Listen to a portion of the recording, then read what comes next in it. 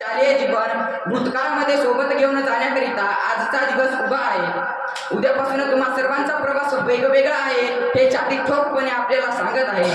गेली 5 वर्ष ज्या घरात आपण सर्वजण एकत्र राहिलो, एकत्र वाटलो, ज्ञान घेतलं, जीवाभावाचे मित्र भेटले, आई वडिलांचं प्रेम मिळालं, म्हणजेच आपल्या मॅडमचं, आपल्या गुरुजींचं आपल्याला प्रेम मिळालं, अशा या आपल्या हक्काच्या घरातून पाणावलेल्या डोळ्यांनी आपण असं मनात नसताना देखील बाहेर पडावं लागणार आहे। एक अनोळखी म्हणून मी या ज्ञानाच्या घरात प्रवेश घेतला। त्यावेळी माझं इथे कोणीच नव्हतं, तरी सुद्धा मी या शाळेमध्ये प्रवेश घेतला। या शाळेने मला आपलंसं करून घेतलं, आई वडिलांसारखे गुरु आणि भावंडांसारखे मित्र दिले। भलेही मला शिक्षकांनी शिक्षा केली असेल, पण ती माझ्याकरिता शिक्षा नव्हती, तर ती मला चूक सुधारण्यासाठी दिलेली संधी होती। अज्ञानाच्या अंधारातून ज्ञानाच्या प्रकाशाकडे जाण्याचा तो मार्ग होता।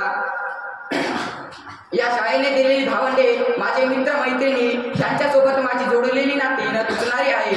आम्ही शाळेमध्ये खूप मौजमजा केली। सकाळी तर बेंचवर बसण्यासाठी खूप भांडणं व्हायची, पण नंतर मात्र सर्व व्यवस्थित असायचं। ते बेंचला कान लावून वाजवणं, ते बगीच्यातील झाडांच्या फांद्याला लोंबकाळणं, तासाला कोणी शिक्षक येण्यापूर्वी मुलींच्या कडे नकळत कागदाचं विमान उडवणं, शिक्षक शिकवताना बेंचवर उभं राहणं, सरांनी शिक्षा केल्यावर पुढे जाऊन अंगठे धरून खाली वाकणं आणि उठक बैठक करणं, परीक्षा दरम्यान हुशार मुला मुलींना मस्का लावणं, अशा कितीतरी आठवणी मला आठवतात। पण काय करणार, या केवळ आठवणीच्या रूपातच सर्वांच्या मनात सदैव जिवंत राहणार आहे।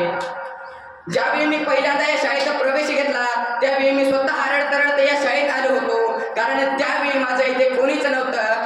पण आज मात्र मला खूप काही शाळेने दिलं आणि शाळाच खूप मला रडवत आहे। ते म्हणतात ना, माणुसकी खूप कमी होत चालली, ती फक्त जपायला शिका। इतिहास सांगतो काल सुख होतं, विज्ञान सांगतो उद्या सुख असेल, पण माणुसकीच सांगते जर मनामध्ये चांगल्या विचारांची साठवण असेल तर दररोज सुख असतं। आणि विद्यार्थी मित्रांनो, अशी शिकवण आम्हाला आमच्या शाळेतील गुरुजींनी दिली।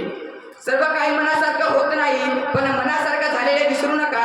आणि अशा या जीवनात वेळोवेळी कठीण प्रसंग हे येणारच, पण कठीण प्रसंगी आपल्याला योग्य बोध घेऊन यशाचं शिखर गाठायचं असतं। आणि म्हणूनच संस्कार शाळा आहे, ज्ञानाची लाट इथेच मिळते आणि यशाच्या शिखराची वाट सुद्धा इथेच मिळते। असे संस्कार सुद्धा आम्हाला आमच्या शाळेतील गुरुजींनी दिले। उन्हात चालण्यासाठी सावलीची गरज असते, अंधारात चालण्यासाठी उजेड हवा असतो, तसंच ज्ञानरूपी जीवन जगण्यासाठी ज्ञानाची गरज असते। आणि विद्यार्थी मित्रांनो, ही गरज सुद्धा आम्हाला आमच्या शाळेतील गुरुजींनी दिली। शेवटी जाता जाता एवढंच सांगतो, किती क्षणाचं हे आयुष्य असतं, आज असतं तर उद्या नसतं, म्हणून ते हसत हसत जगायचं असतं। कारण येणारे दिवस येत असतात, जाणारे दिवस जात असतात। येणाऱ्यांना घडवायचं असतं, जाणाऱ्यांना जपायचं असतं आणि आयुष्याचं गणित सोडवायचं असतं। म्हणूनच कधीतरी कोणासाठी तरी जगायचं असतं, जगायचं असतं।